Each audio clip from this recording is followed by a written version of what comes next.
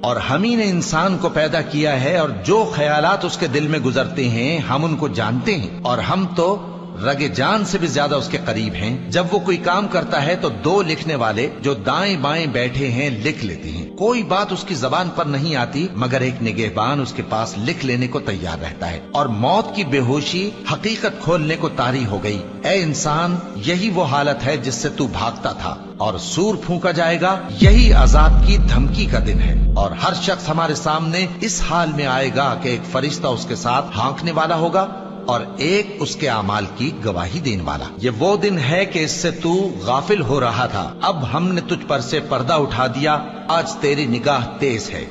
اور اس کا ہم نشیں فرشتہ کہے گا کہ یہ اعمال نامہ میرے پاس تیار ہے۔